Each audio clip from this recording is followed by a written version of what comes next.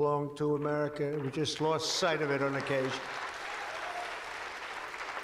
And I just want to start by stating that we've just concluded our big trade deal with Japan and numerous other countries in addition, as you know. But on the Japan deal, because it was literally just signed, was just signed, it gives us a sort of signing bonus. So I'll bring it into sports talk, a signing bonus. Like you have signing bonuses too, I understand. Getting a lot of money, 100 million, that's not bad. But that's not as good as the signing bonus we got. We got a $550 billion signing bonus for the country. And we had the tariff at 25%. As you know, we had a tariff at 25%. And these are great people that we negotiated with, but we agreed to reduce it to 15 based on the fact that Japan has agreed for the first time ever to open up its country to trade so that all of our American businesses and business geniuses, including many in this room, can go out and do business openly and freely in Japan, a very rich and prosperous and profitable and wonderful country, frankly. And we will pay a zero tariff as we do business in Japan. So we're paying zero, they're paying 15. We're getting $550 billion. And to be exact, it's 90% of that, but we control the whole lot of it. And it's really been great. And they're very happy, and their stock market went up, and our stock market went up, and that's supposed to be the way it is. Ours went way up, and theirs went up. And we've made numerous other deals like that.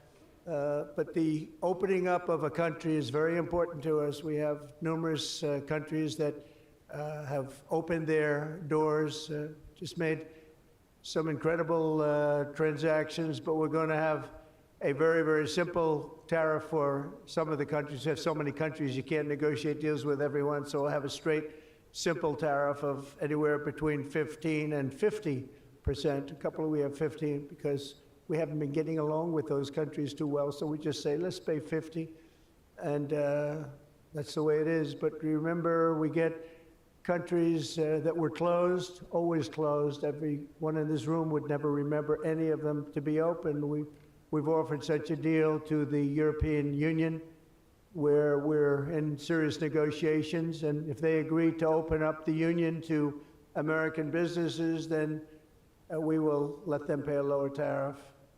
So the tariff is very important, but the opening of a country, I think, can be more important if our businesses do the job that they're supposed to be doing. Such openings are worthy of many points in tariffs, and they're a good thing, not only for, as an example, Japan or Europe, but certainly a great thing for America because it allows our businesses to go out and fairly compete and do really well if they compete properly, like the people that I know.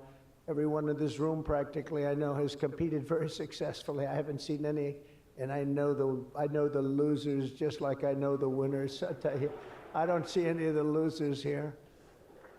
But now if some of the countries that pay 25% or more on autos complain, remember that Japan was willing to pay upfront the $550 billion for that privilege of negotiating with the United States of America.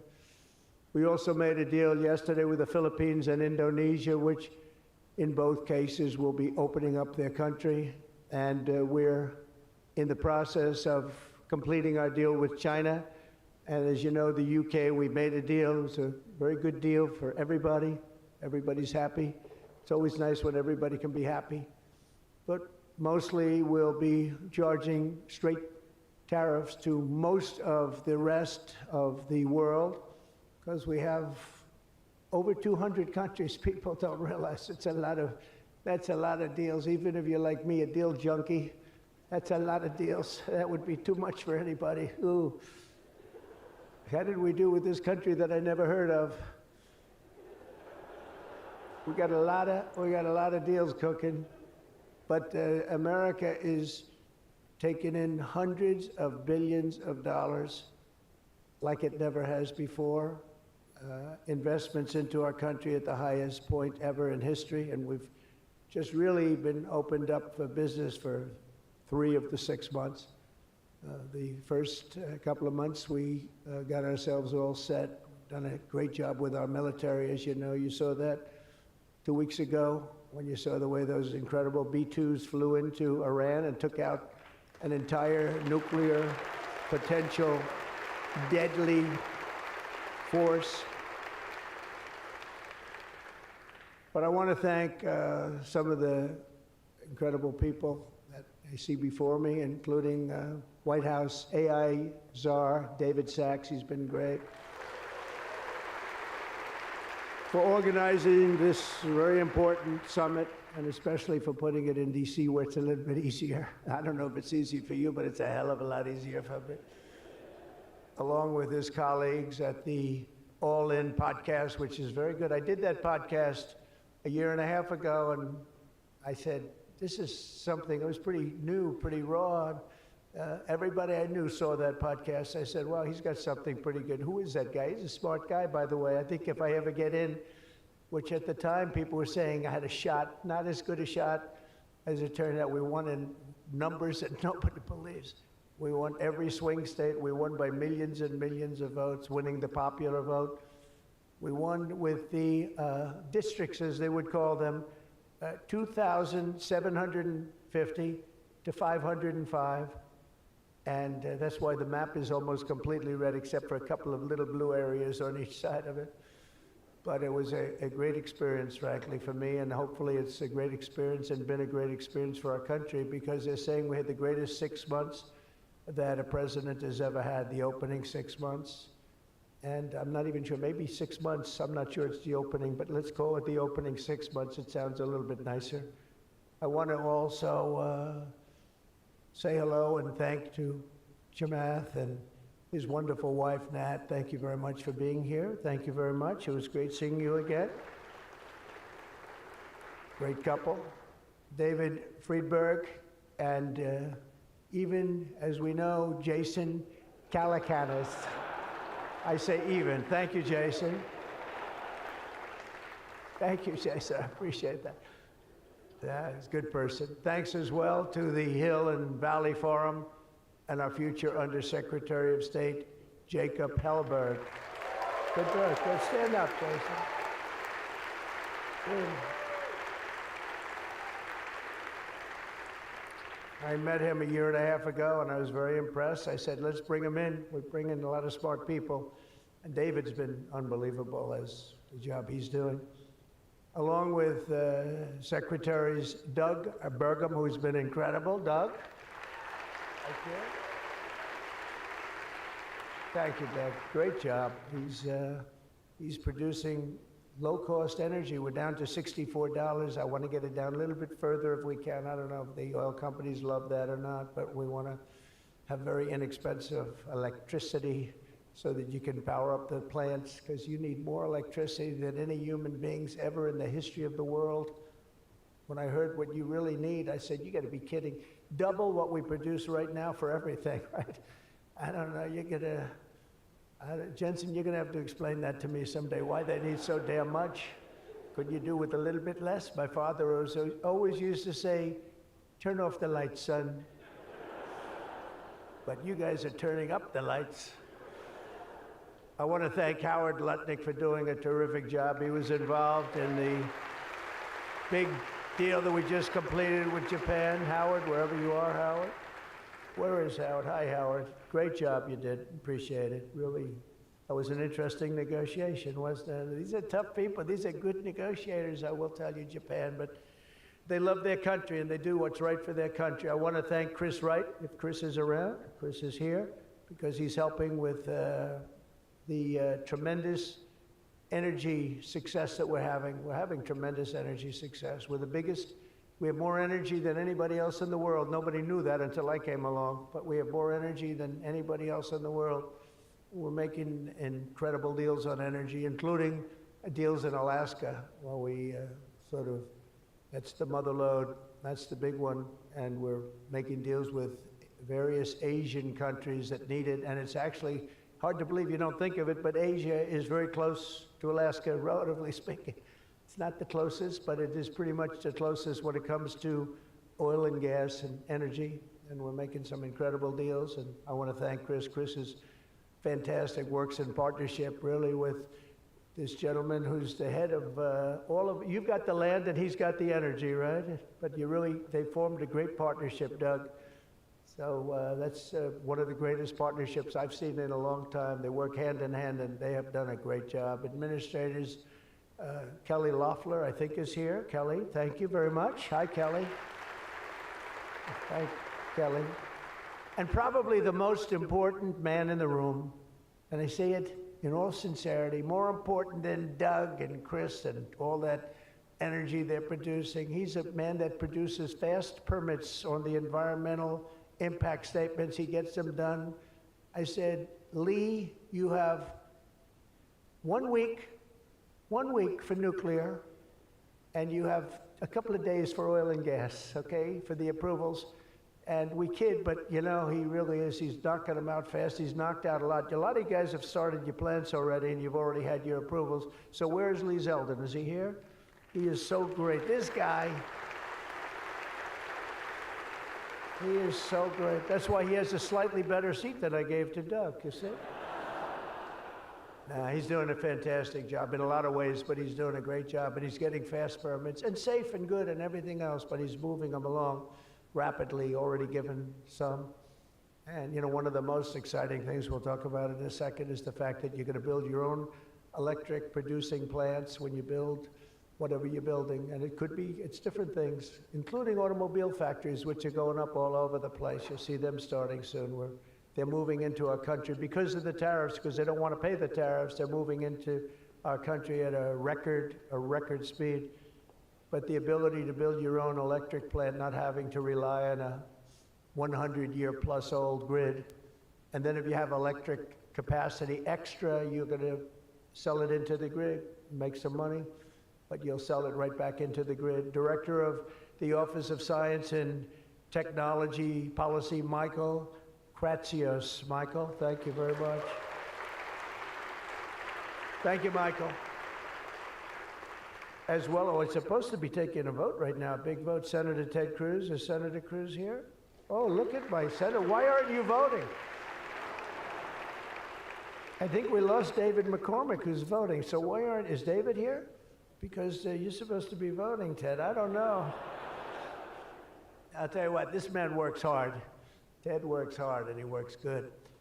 And a very special thanks to some of the top industry leaders here, including somebody that's amazing. I said, look, we'll break this guy up. This is before I learned the facts of life.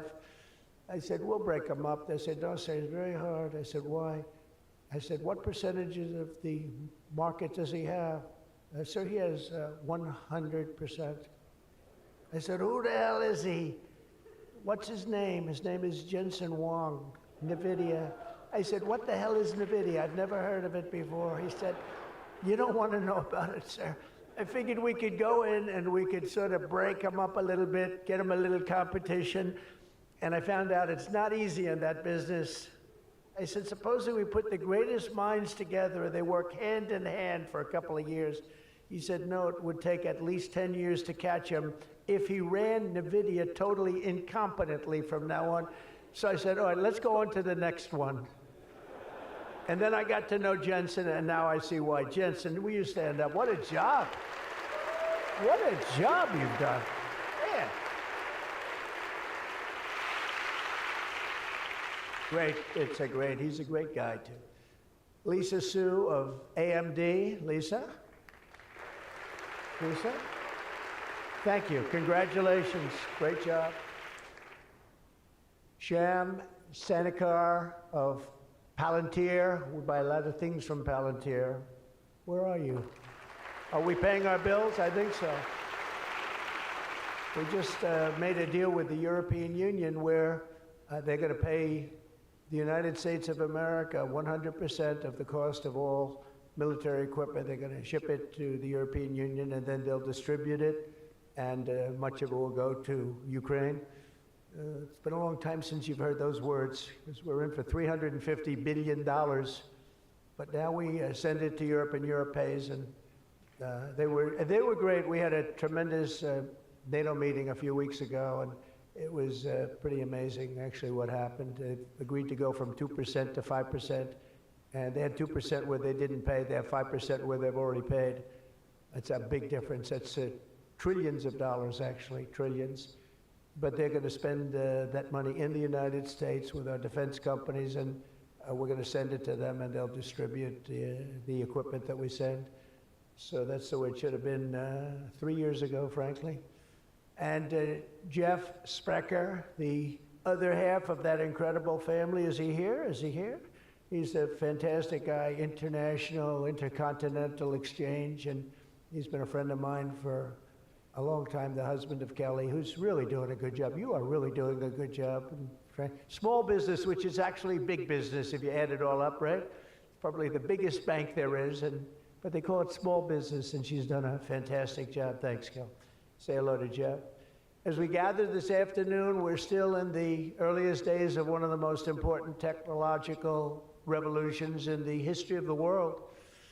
Around the globe, everyone is talking about artificial intelligence. I find that too. Artificial, I can't stand it. I don't even like the name.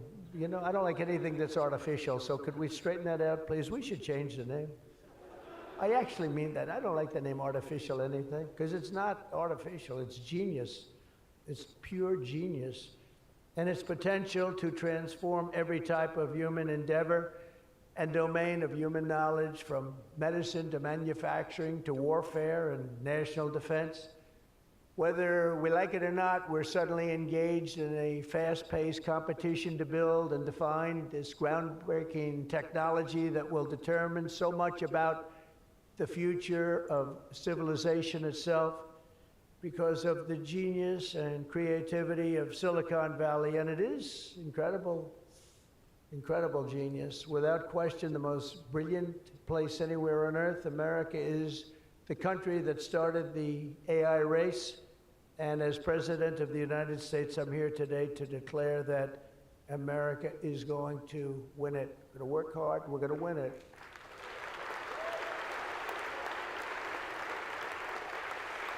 Because we will not allow any foreign nation to beat us. Our children will not live on a planet controlled by the algorithms of the adversaries advancing values and interests contrary to our own. We don't want to have contrary interests. We want to get along, and we'll get along with other countries. We're having a great relationship, as I told you, with those countries that we mentioned, with Japan and Indonesia and so many others.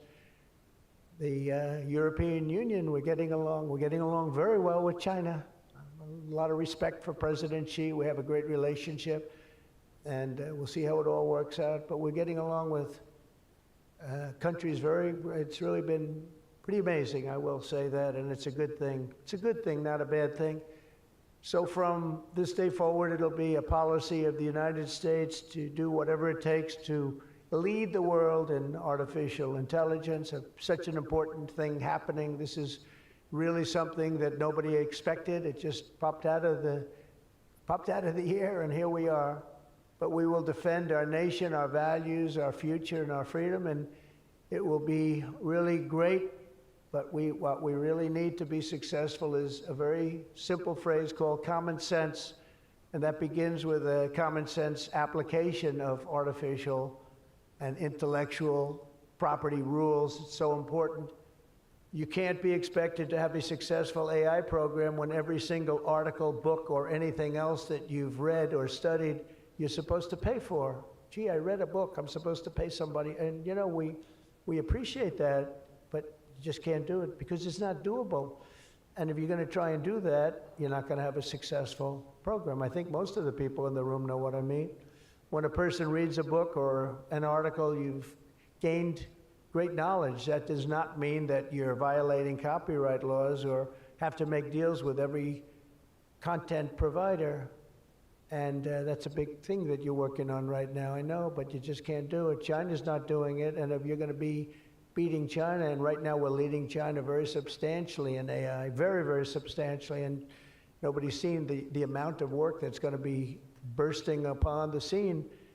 but you have to be able to play by the same set of rules. So when you have something, when you read something, and when it goes into this vast intelligence machine, we'll call it, you cannot expect to every single time say, oh, let's pay this one that much, let's pay this one. It just doesn't work that way. Of course, you can't copy or plagiarize an article, but if you read an article and learn from it, we have to allow AI to use that pool of knowledge without going through the complexity of contract negotiations, of which there would be thousands for every time we use AI. We also have to have a single federal standard, not 50 different states regulating this industry of the future. And some people would say, gee, that's an unpopular thing to say. I was told before I got up here, this is an unpopular thing because some people, they don't want that. But I want you to be successful. And you can't have one state holding you up. You can't have 3 or 4 states holding you up. You can't have a state with standards that are so high that it's going to hold you up. You have to have a federal rule and regulation. Hopefully you'll have the right guy in this position that's going to supplant the states. If you are operating under 50 different sets of state laws, the most restrictive state of all will be the one that rules. So you could have a state run by a crazy governor, a governor that hates you, a governor that's not smart, or maybe a governor that's very smart, but decides that he doesn't like the industry and he can put you out of business because you're going to have to go to that lowest common denominator. We need one common sense federal standard that supersedes all states, supersedes everybody, so you don't end up in litigation with 43 states at one time. You got to go litigation free. It's the only way. And we also have to watch Europe, Asia, and all foreign countries so that they don't make rules and regulations that likewise make it impossible for you to do business, and where you'd have to make everything in AI cater to them, because again, you'd have to cater to the toughest country or to the toughest state. You can't do that because it would ruin it. I just terminated all of the, as an example, California car emissions rules, which were a disaster. It cost them just billions of dollars as an industry, but thousands of dollars per car. The emission rule standard, because they were making the production of an automobile almost impossible and at a tremendously higher cost, much more expensive than it should cost, for very little gain, for actually, in my opinion, negative gain. The automobile was worse. Under this administration, our innovation will be unmatched and our capabilities will be unrivaled. And with the help of many of the people in this room, America's ultimate triumph will be absolutely unstoppable. We will be unstoppable as a nation. Again, we're way ahead and we want to stay that way. We can't let individual smaller units stop it, because that's the only thing that can stop it and can really mess it up. As with any such breakthrough, this technology brings the potential for bad as well as for good, for peril as well as for progress. But the daunting power of AI is it's not going to be a reason for retreat from this new frontier. On the contrary, it is the more reason we must ensure it is pioneered first and best. We have to have the best, the first pioneer. We are the best and the first pioneers, and we're going to be really putting a nation that we love, America, we're going to be putting it first. I have an expression, America first, make America great again. A lot of great expressions, but they're all so true. To make America great again, we're going to make this industry absolutely the top, because right now it's a beautiful baby that's born. We have to grow that baby and let that baby thrive. We can't stop it. We can't stop it with politics. We can't stop it with foolish rules and even stupid rules.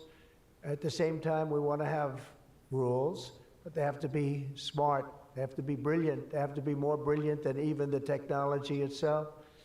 Surely there will be challenges on the path ahead, but together we will meet them and transcend them all. We are Americans, and we are Americans first. I have a couple of people I know that don't happen to be from here, but I wish you a lot of luck anyway. I was looking at 3 people that are not Americans, but very good people. Please treat them nicely. But we do not shrink from the future or cower in the face of uncertainty. We dominate the future, we conquer new frontiers, and we control our own fate, and we determine, by doing that, our own destiny.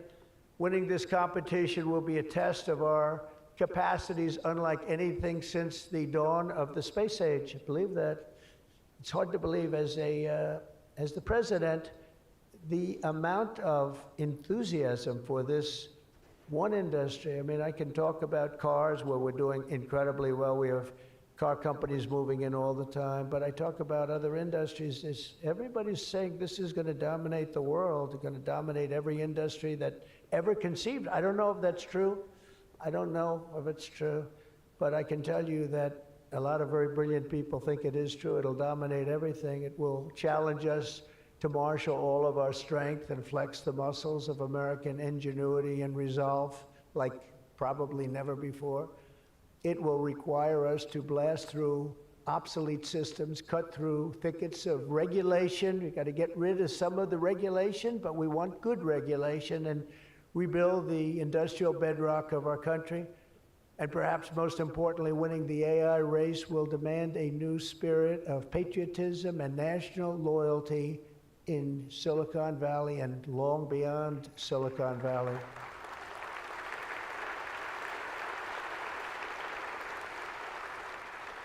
For too long, much of our tech industry pursued a radical globalism that left millions of Americans feeling distrustful and betrayed. And you know that, everybody knows that, everybody in this room certainly does. Many of our largest tech companies have reaped the blessings of American freedom while building their factories in China, hiring workers in India, and slashing profits in Ireland. You know that? All the while dismissing and even censoring their fellow citizens right here at home. Under President Trump, those days are over. We need U.S. technology companies to be all in for America. We want you to put America first. You have to do that. That's all we ask. That's all we ask. To partner with our tech geniuses in achieving this vision, today we're releasing the White House AI Action Plan. Big stuff, signing it right after this. In fact, I see it sitting right there. Maybe I should just sign it right now. Who the hell has to make the rest of this speech, right? But here are the pillars of the strategy. First, my administration will use every tool at our disposal to ensure that the United States can build and maintain the largest, most powerful, and most advanced AI infrastructure anywhere on the planet. America needs new data centers, new semiconductor and chip manufacturing facilities, new power plants and transmission lines. And under my leadership, we're going to get that job done, and it's going to be done with certainty and with environmental protection and all of the things that we have to do to get it done properly. Virtually all of these large capital investments can be and should be made by the private sector. And they want to do that. They just want to be able to do it. But for that reason, America must once again be a country where innovators are rewarded with a green light, not strangled with red tape so they can't move, so they can't breathe, and that's not going to happen. You're going to see things that you've never seen in this country before. So often, and I've been watching for many years, I've watched regulation. I've been a victim of regulation. A zone change that takes 6 years for a building in Manhattan or whatever, but I was good at zone changes, but it took a long time. By the time you got the zoning, the market changed. You didn't want to build the building. You say, well, but in some cases that made you lucky, didn't it? Huh? In some, not too many people understand that in this room, but in some cases, waiting for that approval as the market collapsed was a good thing, not a bad thing. But it's time to reclaim our heritage as a nation of builders, and that's why, upon taking office, I signed a historic executive order directing that every one, and this is so important, for every new regulation, 10 old regulations must be immediately eliminated. So we have old regulations that clog up the books that don't even mean anything anymore. You know, in my first term, I had more regulation cuts than any president in history times 4, and that included 2-term presidents where you're talking about 8 years. We had more than any other president. and I think we may even top it this year. We may very well be able to top it during this period of time, because you're really, you are a regulation-prone group, and we're looking to get those regulations out of your way so you can use your genius. Earlier this month, we also enacted the largest tax cuts in American history when I signed the One Big Beautiful Bill into law. And I think the most important thing in the whole tax cut, in terms of pure economics, and I think one of the reasons that my first, we had the most successful economy in history during my first term, and I think this is going to blow it away. So far it is, and I think this is going to blow it away. But the reason we had was I had expensing at 100%. And what we did is we included 100% in this bill, expensing for all capital expenditures, including investments in factories and equipment and structure. Structure wasn't included last time, so even structure, and you're able to write it all off immediately. That's the biggest thing, not 38 years, not 42 years, you're able to write it all off immediately. And this time, we've made it for 10 years, not for 1 year. We've made it for 10 years, so you have a much longer period, but I'd say get out and take advantage of it. I think that's one of the reasons that we had such an incredible success with the first tax cuts. And one of the things that this bill does is it extends the first tax cuts and makes them permanent. And in addition to that, we were granted other taxes, like no tax on tips, no tax on Social Security, no tax on overtime.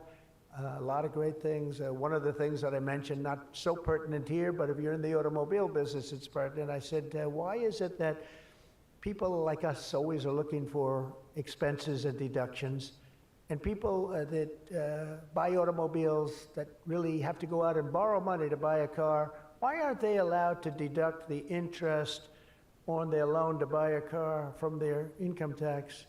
And we got it approved. We got it approved. And that is such a big thing. And I think that's going to be such a big thing for the automobile industry. We're going to be making more cars.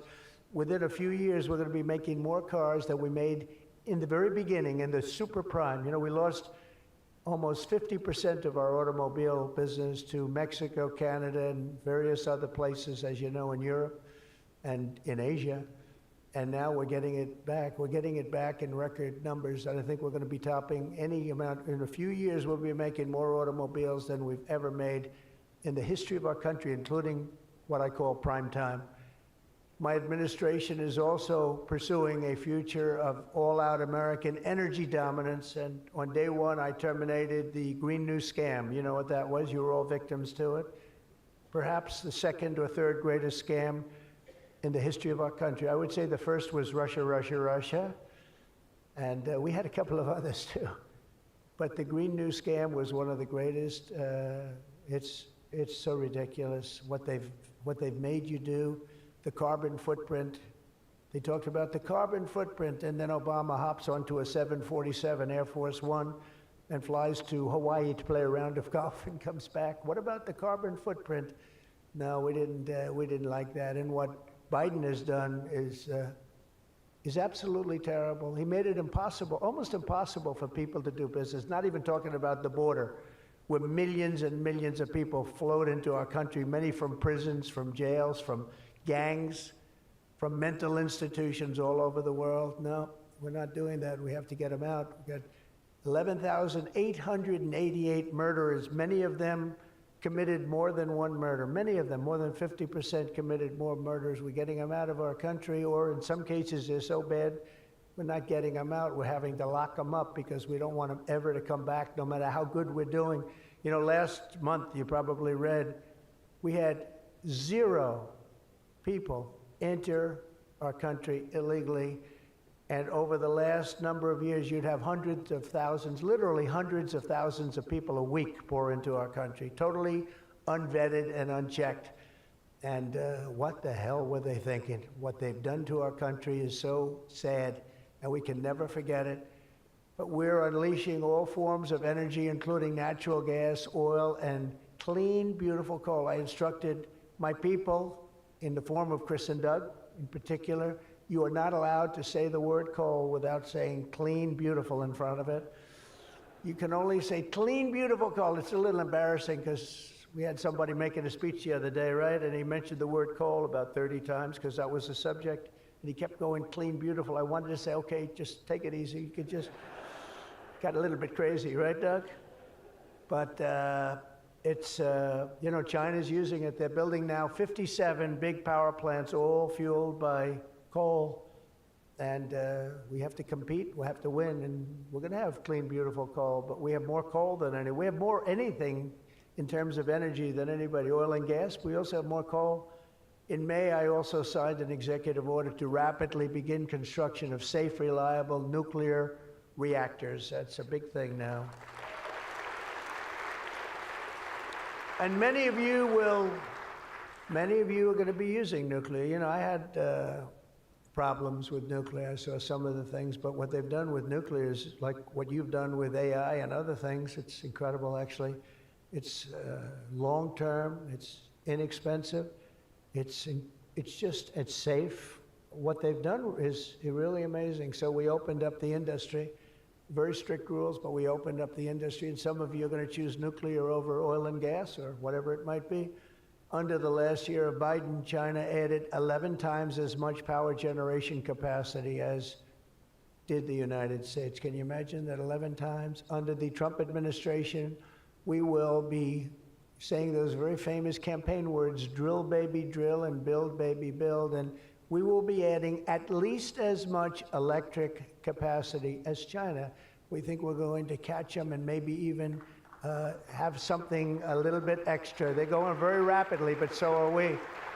And we'll be doing at least as much, and every company will be given the right to build their own power plant. So when you build, you can build your power plant with it, and you are essentially going to become your own utility. It's a utility to yourselves. And as I said, any excess energy you're going to sell back to the grid and make plenty of money doing it. As a result of these pro-American policies since my election, we're seeing trillions and trillions of dollars in new investments. So at this moment, we have almost $17 trillion coming into this country. There's never been a period of time like that. And that's in a period of a few months. In a few months, Meta, Amazon, Google, Microsoft are all investing $320 billion or more in data centers and AI infrastructure this year. Those companies are really, they're really going at it, and they're very smart people, very good people. I got to know a lot of them. You know, I didn't like them so much the first term when I was running. I wouldn't say I was thrilled with them, but I've gotten to know them and like them. And I think they got to like me, but I think they got to like my policies maybe much more than me. NVIDIA has committed $500 billion over the next 4 years. Thank you, Jensen. I'm sure that'll be a good investment. If you're doing it, it's good. Thank you very much. It's a great statement. Last week, I was in Pennsylvania as 20 companies announced $92 billion with David McCormick, senator, great guy from Pennsylvania. $92 billion in energy and data center projects, including what will soon be the largest natural gas power plant anywhere in North America. They're going to town. It's already under construction, the largest in North America by far. For decades, we had leaders who spent their time focused on building up foreign nations. Under the Trump administration, we are going to have leaders who are going to build up our nation.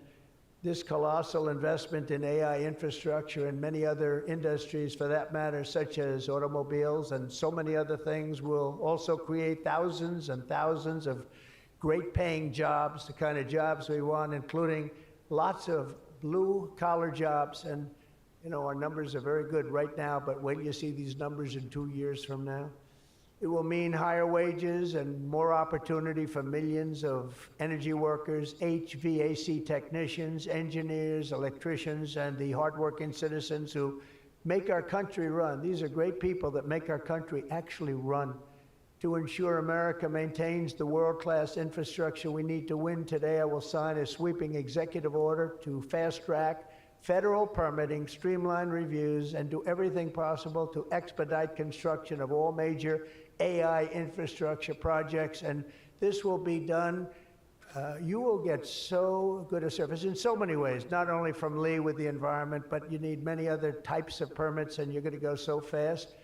You're going to say, well, wait a minute, this is too fast. I didn't expect to go this quickly. This is a problem. I may cause a problem in opposite, but including factories, data centers, and power plants of all kinds, the United States will have total industrial and technological supremacy. The second pillar of our action plan for AI dominance is to get the entire world running on the backbone of American technology, and I think that's very much happening right now, and I think it's going to happen. The last administration was obsessed with imposing restrictions on AI, including extreme restrictions on its exports. As you know, they made it very difficult to export. This alienated American partners and drove even our friends into the arms of China and other countries. That's why upon taking office, I repealed the so-called Biden diffusion rule. Can you imagine that? That crippled American AI exports, the Biden diffusion rule. I wonder who came up with that name, because he has no idea what it is. He had no idea what it was. He came up with a rule. I wonder who drew that one. I wonder, was that signed by the AutoPen, I think, because they went to him and said, we're going to do a diffusion rule. Mr. President, what? What? It's okay, the AutoPen will take care of it. It's one of the greatest scandals in the history of our country, let me tell you. Under my administration, we will maintain necessary protections for our national security, but we will never forget that the greatest threat of all is to forfeit the race and force our partners into rival technology. We're not going to do that. We're not going to do that. Okay? Not going to let that happen. That could be the end. When I traveled to the Middle East in May, every leader I met was thrilled to do business with American tech firms and with America, and they were all thrilled to meet me, believe it or not. It's hard to believe, isn't it? But they were. By the way, most powerful woman in the world is here today. Susie Wiles, stand up, please. Susie Wiles, Chief of Staff.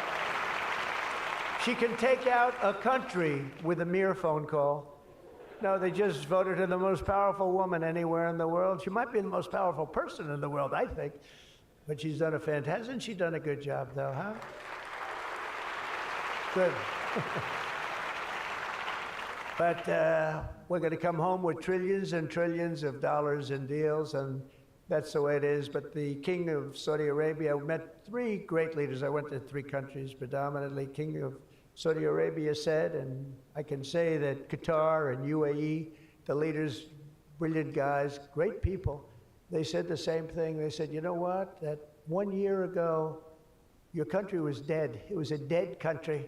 They were looking at China, they were looking at other places, but you had a dead country.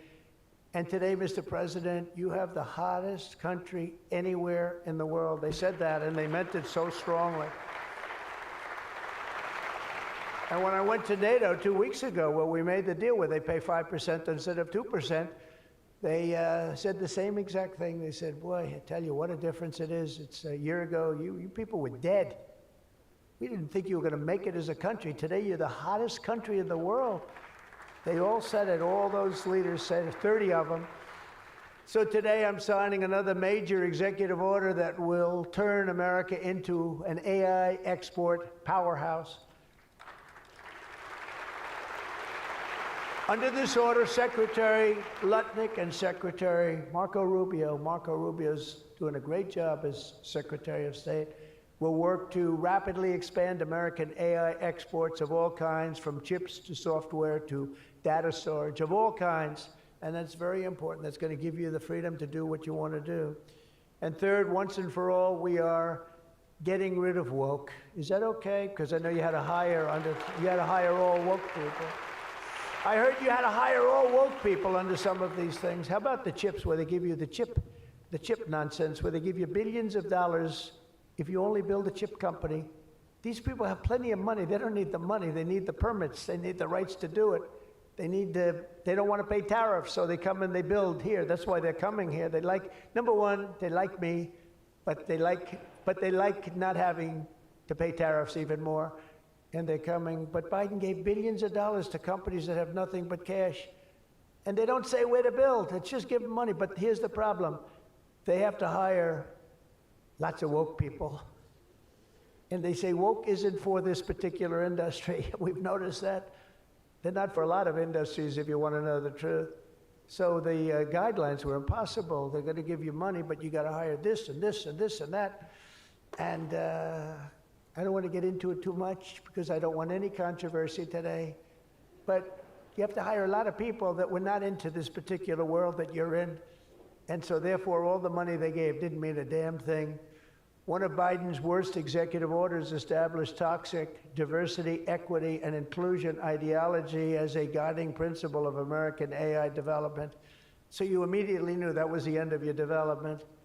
But the American people do not want woke Marxist lunacy in the AI models, and neither do other countries. They don't want it. They don't want anything to do with it. That's why on day one, I very proudly terminated Joe Biden's order on woke AI effective immediately. You don't have any of those crazy rules. Crazy rule. And in just a moment, I will be signing an order banning the federal government from procuring AI technology that has been infused with partisan bias or ideological agendas such as critical race theory, which is ridiculous. And from now on, the U.S. government will deal only with AI that pursues truth, fairness, and strict impartiality. We're not going to go through the craziness that we've gone through for the last 4 years. And then we skip 4, and then you go back, and it started then. But it hung around a little while. Now it's not hanging around at all. Now it's actually very uncool, as somebody told me the other day. It's so uncool to be woke. I encourage all American companies to join us in rejecting poisonous Marxism in our technology. It'll be very interesting to see what's happening in New York, because they're actually thinking about electing a communist in New York. They like to call him a socialist. He's not a socialist, he's a communist. But don't worry, you're going to be okay. He still has to get his money from the White House, and that's not going to happen until he shapes up. But as an example, we are not going to allow men to play in women's sports. That's an example. That's one. And they say that's an 80-20 number. They say 80% would be against it. No, it's not 80-20. It's about 97-3. And I don't know who the 3 are. I've never seen anybody. I've never had a person. I've seen everybody. I'm a very open person. They come up to me and they talk to me. I've never had anybody come up, "Sir, you have to let men play in women's sports." I've never had it. I deal with hundreds of thousands of people. Every time I talk to somebody, nobody's ever, they talk about AI, they talk about everything, but they've never said, "You gotta allow, this is ridiculous. Men should be allowed to play in women's sports." It's sort of crazy, isn't it, huh? You have to see, did you see the race? It was a race, a long distance marathon, one of those all-day deals, and we had one of the great female runners, and we had one of the great male runners, and at the end of the day, he won the race by 5 hours and 14 seconds. They waited around for the really good athlete female. It's very demeaning to women, I want to tell you that, but they waited, her parents were waiting for hours. Somebody said, "Why don't you go back to the hotel and sleep for a few hours and come back and meet your daughter?" This is what they do. You got to see the weightlifting records, though. They're the best of all. A woman lifted 212 pounds. It was a world record. It held for 18 years. And now a man who transitioned came up and looked at the bar. "How much is it?" 212 pounds. "Oh, let me try it." Bing, bong. I think he broke the record by 109 pounds. It's going to be a long time. It's going to be a long time before a woman catches that. And these are great athletes and great people, and it's demeaning. And who the hell wants this? We're off of that whole standard, because I just tell you those as examples. We're off of it. The reason the last administration was so eager to regulate and restrict AI was so they could limit this technology to just a few large companies, allowing them to centralize it, censor it, control it, weaponize it. And they would weaponize it. A very dishonest group of people. You probably saw that because we caught them in the act. We really caught them. We had it before, but now we really have them. We have it where it counts. But this is the exact opposite of my approach. The unique strength of the American tech industry has always come from its startups and small tech. It comes through small. Jensen was small. Were you ever small? I think so. When you started in your bedroom, I think you were small, right? He started as very small, and now he's really become very amazing. If you regulate them too much, you kill the source of American genius, and technological power. I believe that Joe Biden had a plan to lose the AI race. I think he wanted to lose it because his plan would never have worked. It would have never been successful. You would have spent a lot of money and you wouldn't have been able to win. They didn't allow you to win, but we have a plan which only admires and respects the winners. Every citizen should take incredible pride in the inspiring feats of American innovators who are pushing the bounds of human knowledge and achievement. The people of OpenAI, Google, Meta, and countless startups are proving once again that America is impossible. You are just impossible to beat. You're not going to be beaten. We're not going to let that happen. When you do your best, when you work your hardest, and when you're allowed to be free of horrible, foolish regulation. And you're going to have regulation, but it's going to be sensible, smart regulation. There's nobody who's going to beat you.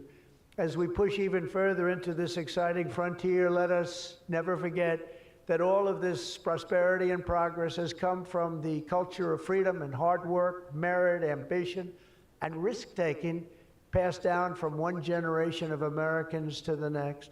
Silicon Valley rose to wealth, fame, and glory by exemplifying these values, and it will win this race not by rejecting them, but by embracing them like they have never been embraced before. We must put America first. This is a nation that invented the light bulb, the telegraph, the television, the telephone, the computer chip, the smartphone, the GPS, the integrated circuit, and even the internet. Basically, we invented everything.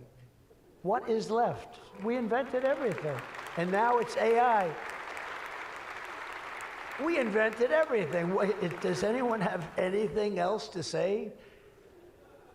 And now we're going to take it to a new level. But Americans were the first to fly a plane, first to harness the atom, and first to plant our flag on the moon. We mastered the industrial age, we created the digital age, and now we are leading the world into the golden age, indeed, the golden age of America. With your help, that golden age will be built by American workers. It will be powered by American energy. It will be run on American technology, improved by American artificial intelligence, and it will make America richer, stronger, greater, freer, and more powerful than ever before.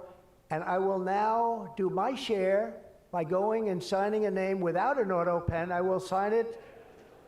If we had one, I wouldn't use it anyway, but we will sign it auto pen free, and we will say, Donald J. Trump, God bless America, and God bless you, and good luck, because the race has just begun, and you're going to win it. Thank you very much, everybody.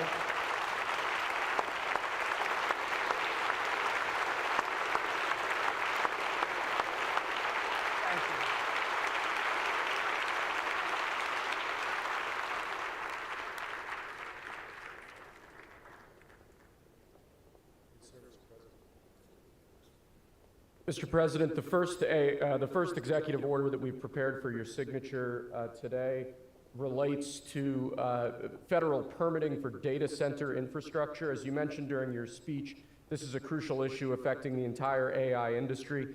What this executive order will do is establish fast-track permitting and ensure that the federal government is working to get data centers approved and through the permitting pipeline as quickly as possible.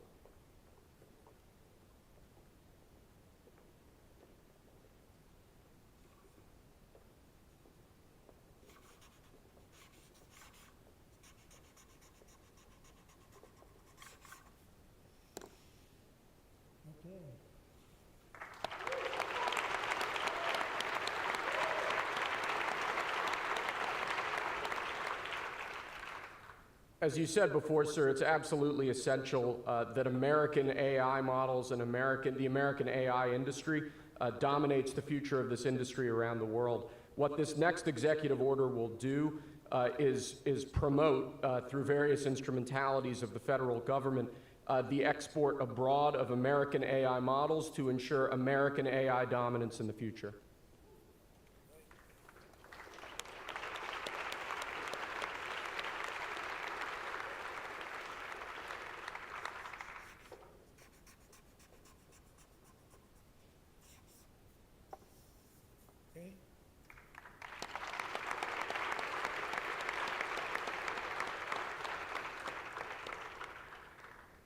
And lastly, sir, as you said in your speech, we don't want woke AI. We want AI models based on accurate information that give accurate information and accurate answers. This executive order will ensure that when the federal government procures or promotes different AI models, that those AI models are ideologically neutral, that they don't embrace wokeism and critical race theory and all of these terrible theories that have done so much damage to our country.